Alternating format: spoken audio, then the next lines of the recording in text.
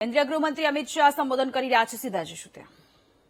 चीनी की जरूरत होगी तब गन्ने का रस का उपयोग नहीं होगा, मक्के का उपयोग होगा, और चीनी ज्यादा होगी तब चीनी के रस से इथेनॉल बनेगा।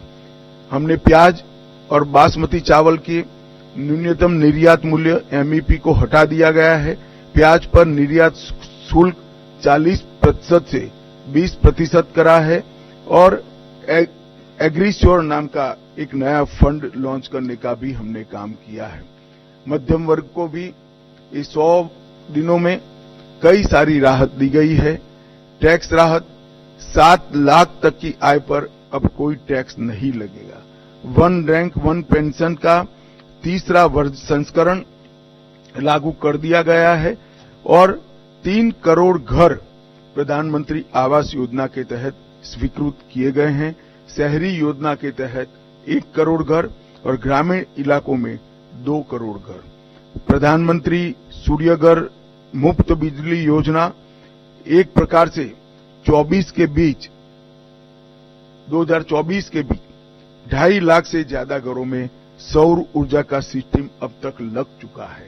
एक अनूठी योजना है जिससे मध्यम वर्ग के परिवारों का बिजली का बिल तो मुफ्त हो ही जाता है, साथ में सौर ऊर्जा के हमारे लक्ष्य की पूर्ति के लिए भी वो कंट्रीब्यूट करते हैं।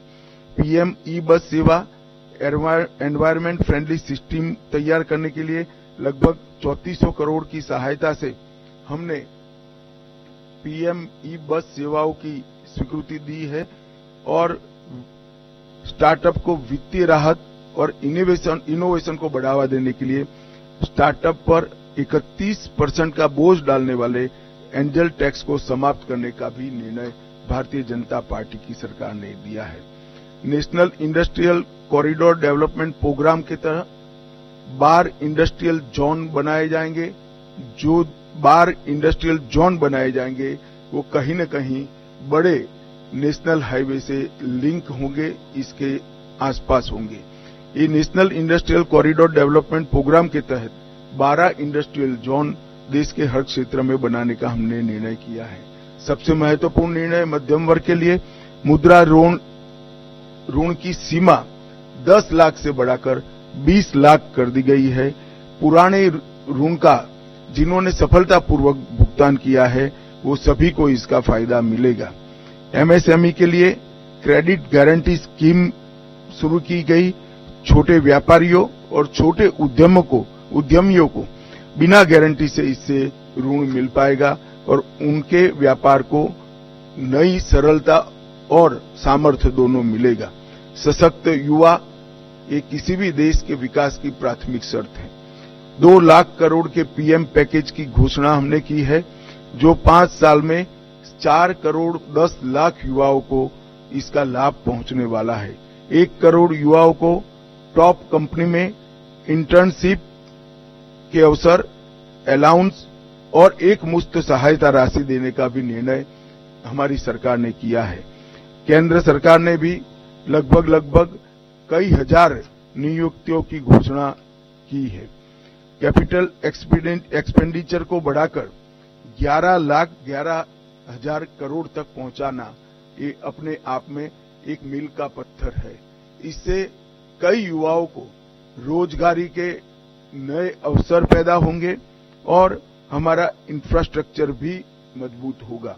पीएलआई स्कीम और 12 इंडस्ट्रियल जोन के विकास से भी तजज्ञ युवाओं की नौकरियों का सृजन होगा। स्टार्टअप और एमएसएमई के लिए जो वित्तीय प्रोत्साहन हमने दिया है वो भी युवाओं के लिए कारगर साबित होने वाला है। दीनदयाल अंत्योदय योजना के तहत 10 करोड़ से अधिक महिलाओं को संगठित कर 90 लाख से अधिक स्वयं सहायता जूथ बनाए गए हैं और लखपति दीदी योजना के तहत 11 लाख नई लखपति दीदियों को ये 100 दिन में प्रमाण पत्र दिया गया है।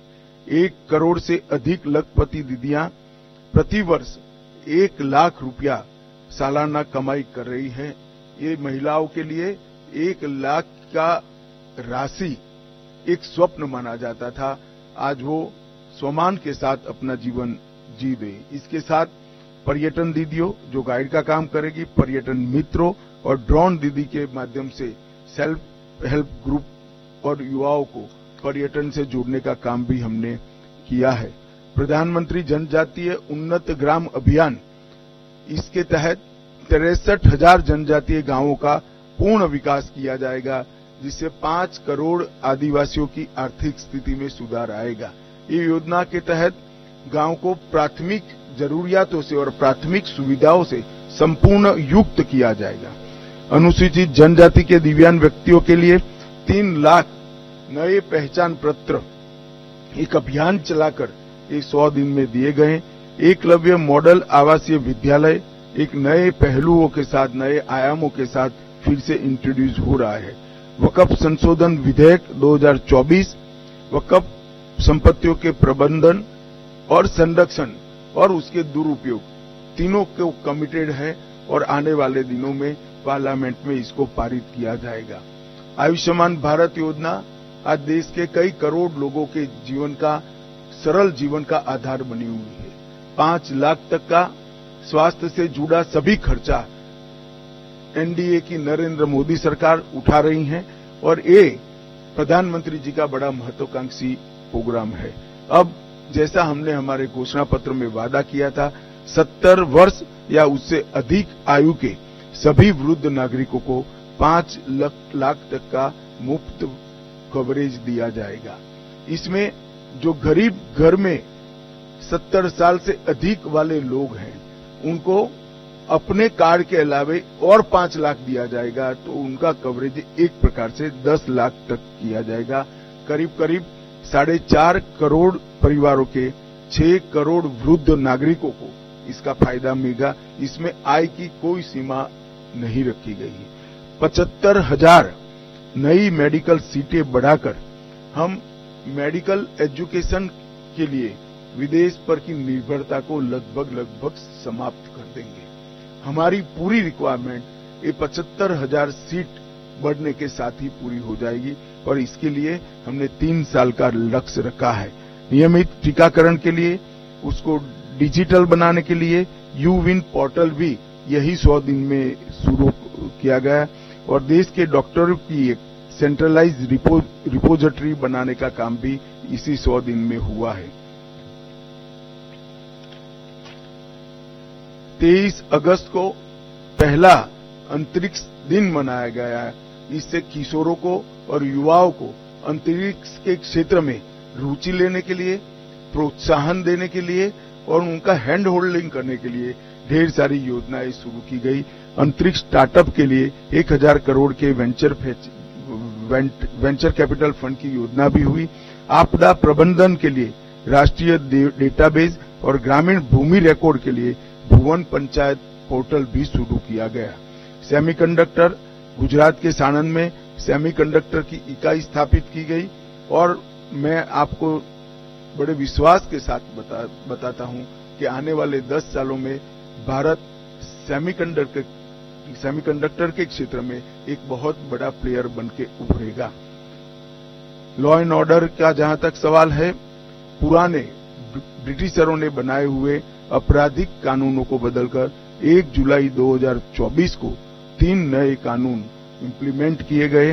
भारतीय दंड संहिता, भारतीय नागरिक सुरक्षा संहिता और भारतीय साक्ष्य अधिनियम, भारतीय न्याय संहिता, भारतीय नागरिक सुरक्षा संहिता और भारतीय साक्ष्य अधिनियम, ये तीनों क्रिमिनल जस्टिस सिस्टम के पूर्ति करने वाले कानून आने वाले दिनों में हमारी क्रिमिनल जस्टिस सिस्टम को न केवल लोकभोग्य बनाएंगे, लोगों को न्याय मिलने का एक सरल रास्ता होगा, समय पर न्याय मिलने की शुरुआत होगी। और मैं बड़े विश्वास के साथ आपको बताना चाहता हूं कि 3 साल के बाद जब इसका कंप्लीट इम्प्लीमेंटेशन समाप्त होगा, हम दुनिया में सबसे आधुनिक क्रिमिनल जस्टिस सिस्टम रखने वाले देशों में से एक बन जाएंगे।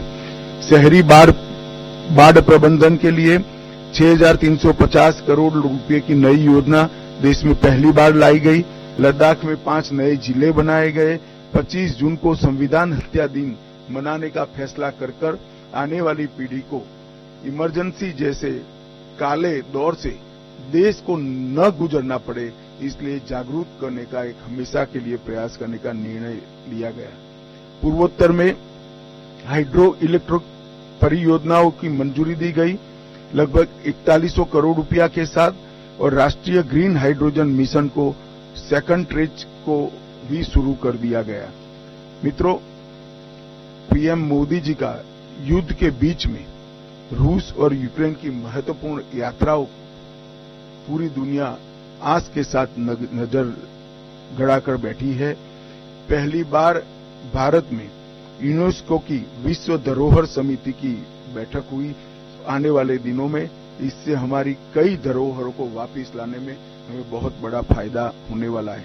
आपदा प्रबंधन अधिनियम, इसको 2024 में लोकसभा में पेश किया गया है, और मैं मानता हूं कि अर्बन फ्लड मैनेजमेंट, अग्निशमन सेवाएं, ग्लेशियर झील विस्फोट, फ्लड और अन्य डिजास्टर के मिटिगेशन के हेतु ये जो आपदा प्रबंधन अधिनियम आया है वो सब जरूरियातों को आज के दिन की पूरा करेगा, और इसके लिए 12,554 करोड़ की योजना भी ये सब विशिष्ट आपदाओं के लिए निश्चित किए गए हैं। 4 सितंबर को 35 सालों के संघर्ष के बाद त्रिपुरा में एनएलएफटी और एटीटीएफ के साथ शांति समझौता किया गया। मानस हेल्पलाइन नारकोटिक्स की रोकथाम के लिए और सूचनाओं के लिए शुरू की गई। अगले 5 साल में 5000 साइबर कमांडो तैयार किए जाएंगे, और साइबर अपराध के लिए सस्पेक्ट रजिस्ट्री भी तैयार की जाएगी। मित्रों, 100 दिन में इतना सारा जो काम